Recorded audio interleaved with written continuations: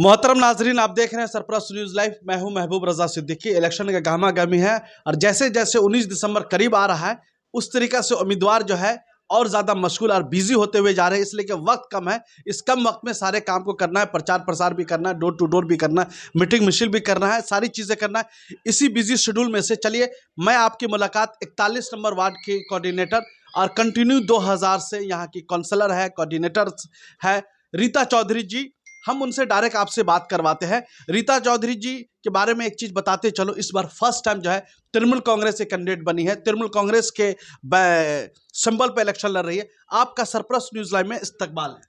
Thank you so much.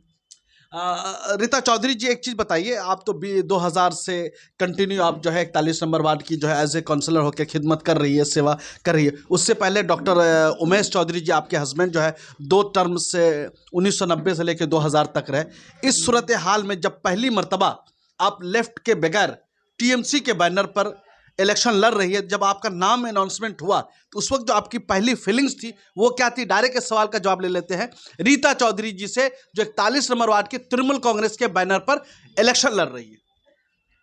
सबसे मजा का बात है, 27 नवंबर मेरा बर्थडे है जी और 26 नवंबर ये सीट डिक्लेयर हुआ है जी। उसके लिए हम बहुत आभारी हूँ ममता बनर्जी की। मुबारकबाद जी। और ममता बनर्जी मुझे समझे तभी ये सीट मुझे मिला है, जी तो इसीलिए हम बहुत प्राउड फील कर रहे हैं कि उनका काम इतना साल में देख के तभी हम लोगों ने लेफ्ट फ्रंट का जो अलायंस हम पार्टी में थे वो छोड़ के हम उनका पार्टी ज्वाइन किए हैं।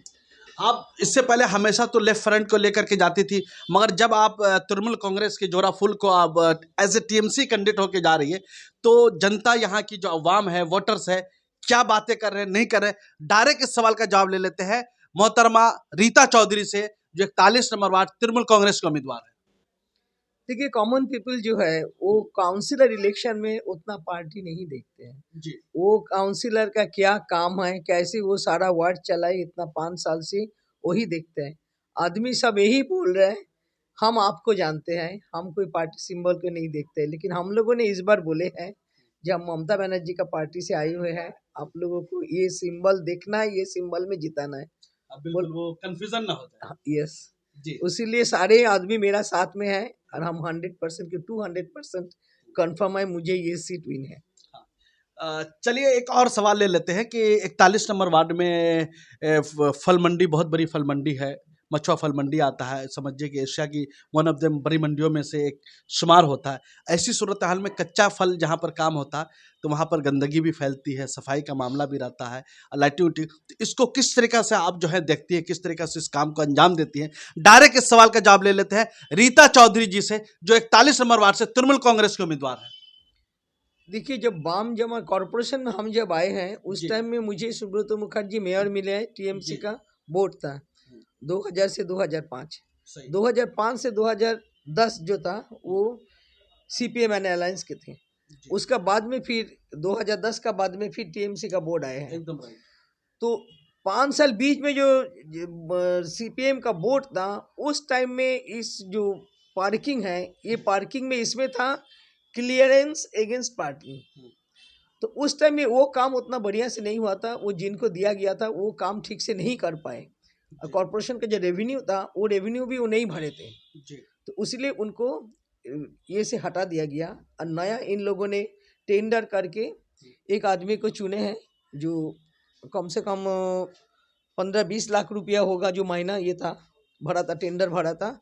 उसमें पार्किंग अगेंस्ट क्लीनिंग था। एवरी रात में 9 बजे का बाद हर हालत में आपको सफाई करवाना है, हर हालत में सफाई करना है। सारा दिन आप लोग बिजनेस कीजिए, 9 बजे का बाद में जितना गाड़ी होगा, खाली गाड़ी बोलिए, भाड़ा गाड़ी बोलिए, सब निकाल के, और जो एक कॉन्ट्रैक्टर को दिया गया उनको काम है रात 9 बजे से लेके 12 बजे, 1 बजे तक, 2 बजे तक वो सफाई करते हैं। उस टाइम में लॉरी जितना बाहर से आता है वो सब आपका सेंट्रल एवेन्यू में खड़ा हो जाता है। सफाई के बाद में सारे लॉरी एंट्री हो जाता है। तो सफाई वगैरह एकदम ठीक ठाक से अभी 100% ठीक ठाक चल रहा है। उसमें किसी किस्म का कोई मामलात नहीं, कोई मामला नहीं है। वो कॉरपोरेशन का डायरेक्ट इंटरवेंशन है, वो सेंट्रल जो आपका डिपार्टमेंट है वही से होता है, म्युनिसिपल कॉर्पोरेशन, वो डायरेक्ट हेड ऑफिस से। मगर आप काउंसलर होने के नाते से आपकी भी तो निगरानी ज्यादा नहीं, वो हम लोग देखते हैं साफ सुथरा हो रहा है कि नहीं। मेरा कॉर्पोरेशन का डिपार्टमेंट है जो इधर लोकल जी उन लोगों ने देखते हैं, लेकिन जी। वो अंडर आपका सेंट्रल का ही पड़ता है। कलकत्ता म्युनिसिपल कॉर्पोरेशन के डायरेक्ट में से आता है। चलिए एक और अहम सवाल ले लेते हैं। गवर्नमेंट ऑफ वेस्ट बंगाल की बहुत सारी स्कीम है जो थ्रू कॉर्पोरेशन के थ्रू जो है पब्लिक तक अवाम तक पहुंचता है, जैसे कि रूपश्री है, कन्याश्री है, लक्ष्मी भंडार वगैरह है। तो हम चाहते हैं कि ये जो सारी गवर्नमेंट की स्कीम्स है जो कॉर्पोरेशन के मतलब काउंसलर के द्वारा जो जनता के दरमियान में जाता है, ये कितना तक जो लोगों को मिला है, नहीं मिला है 41 नंबर वार्ड में। डायरेक्ट इस सवाल का जवाब ले लेते हैं रीता चौधरी से, जो तृणमूल कांग्रेस के उम्मीदवार है, 41 नंबर वार्ड से लड़ रही है। देखिए, करना से बहुत दिन से चल रहा है जी और उसमें काउंसलर का डायरेक्ट कोई रोल नहीं है, वो जी स्कूल के थ्रू ही फॉर्म मिलता है। जी तो बच्चे लोग को स्कूल में फॉर्म मिलता है, उन लोगों ने हम लोग के पास में लेके आता है, जी हम लोग उसको अटेस्टेड करके अनमेरिट सर्टिफिकेट दे के जी और उनका जो ईयरली या मंथली इनकम होता है, फैमिली इनकम, वो हम लोग लिख के दे देते हैं। मोटा मोटी सभी स्कूल से आता है ये, इनका आपको नंबर अब हम तो नहीं बता सकते हैं। अच्छा चलिए और उसके अलावा भी बहुत सारे स्कीम्स है, हाँ, हेल्थ कार्ड रूपोश्री जो वगैरह है, है, नहीं रूपोश्री रूपश्री का है, जो है वो शादी मैरिज ब्याह वगैरह। सर्टिफिकेट में है। वो जैसे जैसे प्रोग्राम आता है ममता बनर्जी का, वैसे वैसे हम लोग करते जाते हैं। मतलब जो लोग भी अकॉर्डिंग टू सिचुएशन जो टर्म एंड कंडीशंस है उसके मुताबिक पैसा मिलने, जो लोग भी आते हैं उनको फॉर्म भर के पैसे मिल फॉर्म जाते हम लोगों ने नहीं भरते, रूपोश्री का हाँ। फॉर्म मेरा जो बोर्ड ऑफिस है हाँ। वहाँ पे डिपार्टमेंट है, उन लोगों ने भरते हैं। हम लोग साइन करके भेज देते हैं कागज, उन लोगों ने छानबीन करते हैं। जब हम लोग छानबीन का टाइम में हम लोग का पास में आता है, उनका फाइनेंशियल कंडीशन भी देखा जाता है, जी वो हम लोग सर्टिफिकेट दे देते हैं। जी मोटा मोटी मेरा ख्याल से 25-30, अभी तो कोरोना का टाइम था, इसमें शादी ब्याह नहीं हुआ लास्ट 1.5 ईयर्स में। अभी तक मेरा ख्याल से 25-30-35 आदमी का हुआ है, कुछ ड्यू भी है। हेल्थ कार्ड कितनी फैमिली को ऑलमोस्ट बेनिफिट? मेरा ख्याल से कम 1000-1200 आदमी को हेल्थ कार्ड बन चुका है। और जी। ये तो पहले का भी स्कीम था, जी ये जो अभी बहुत तोड़ जोड़ से हो रहा है जी। पहले, लेकिन बीपीएल फैमिली का ही हेल्थ कार्ड बनाए थे ममता हाँ, हाँ, बनर्जी। यस 2011 में जब आए थे वो, उस टाइम में भी हम लोग बहुत जने को बनाए थे।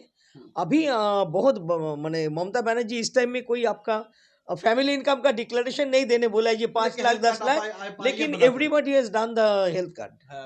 5 लाख का जो है हाँ, वो मिलता उन है, लोगों ने बेनिफिट बनाए। मिलता है। हाँ, जी नहीं किसी का आपका एनुअल इनकम नहीं मेंशन किए थे जी वो बोले थे सबके लिए हम हेल्थ कार्ड सबको देंगे। जी और आपका अभी लक्ष्मी भंडार जो हुआ है, जी उसमें मेरा जितना वोटर है ऑलमोस्ट 90% का फॉर्म फिलअप हो चुका है, उन लोग का पैसा पूरे भी आने ख्वातीन लगा है। महिला को पूरा एकदम। हाँ, तो एक चीज बताइए, जो विडो पेंशन है, ओल्ड एज पेंशन है जो मिलता है 1500 रुपया, वो कितने क्या लोगों को किस तरीके से?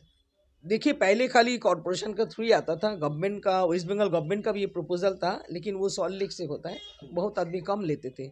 बीच में जब ये लक्ष्मी भंडार चालू होने का था, उस टाइम में गवर्नमेंट कॉर्पोरेशन का जो ये प्रोग्राम था, ये उन्होंने थोड़ा सा बंद कर दिए थे, थोड़ा कम हो रहा था, आदमी सॉल्ट लीक से फॉर्म ला के वो कर रहे थे। तो कम से कम आपका 500-700 फैमिली का तो मिलता ही है। उसमें 40 इयर्स तक जो विडो है उनको जी, मिलेगा, जो 40 इयर्स ऊपर में हो जाएगा विडो को नहीं मिलेगा। क्यों बोलते 40 इयर्स तक लेडीज सेकेंड मैरिज कर सकते हैं, तो उसमें कुछ बहुत जने का थोड़ा प्रॉब्लम हो जाता है, इसीलिए नहीं कुछ जने को मिला है। हाँ, एक चीज़ और जानना चाहते हैं। जिस तरीक़ा से त्यौहार का मौका आता है तो कॉर्पोरेशन कपड़े वपड़े फेस्टिवल की सीज़न में देती है। हाँ, अगर नॉन मुस्लिम है तो दुर्गा पूजा में आता है, ईद में आता है, तो वो फेस्टिवल स्कीम्स वगैरह है किस तरीक़ा से अप्लाई हुआ नहीं हुआ, हम डायरेक्ट जानना चाहते हैं मोहतरमा रीता चौधरी जी से। हम लोग में ईद का टाइम में भी आता है जी और आपका दुर्गा पूजा में भी आता है। ईद का टाइम में मुझे 200 साड़ी मिलता है जी और बच्चे लोग के कपड़ा भी 200 मिलता है, धोती लुंगी ये सब थोड़ा नंबर 100 मिलता है। अब पूजा का टाइम में भी वो देता है। तो उसमें कुछ एड ऑन भी अपने आप तरफ से हाँ, करके उसमें हम लोग भी कुछ ऐड मिला करके देते हैं, क्यों ताकि कोई लोग बाकी न रह जाए। हिंदी स्पीकिंग जो लोग हैं उन जी। लोगों ने वो कपड़ा पूजा में नहीं लेके, मेरे यहाँ हिंदी स्पीकिंग बेसी है, बंगाली जी। स्पीकिंग कम है, हाँ, तो उन लोगों ने छठ छठ का टाइम पूजा में में। वो लेने चाहते हैं, तो इसीलिए छठ का टाइम में बहुत जने छठ करता है, हम लोग ऐड करके उनको देते हैं। इस बार में भी हम लोग कुछ ऐड करके आपका उसूब है उसमें जी। नारियल ये सब डाल के भी हम लोगों ने सब एक्स्ट्रा कुछ छ- दिया है। मेरा छठ का एमएलए वो भी कुछ सामग्री। दिए थे हाँ। इस बार, पहला बार एमएलए हमको भी मिला, एमएलए का तरफ से जी वो 50-60 सूप, उसमें नारियल हम्म, 1 लोटा ये डाल के वो दिए थे। जी इसका पहले एमएलए का तरफ से हम लोग को कुछ नहीं मिला। कॉरपोरेशन में जो 2000 से कंटिन्यू है प्लस 15 से है, तो और भी बड़ा बड़ा क्या क्या काम किए नहीं किए, डेवलपमेंट के विकास के, जैसे कि पाइपलाइन का ड्रेनेज वगैरह का मसला है, कहाँ तक हो पाया है नहीं हो पाया है।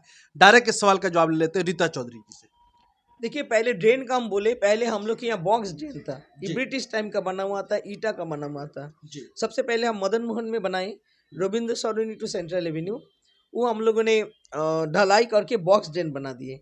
और सेम चीज़ हम लोग मुक्ताराम बाबू स्ट्रीट में बनाए हैं।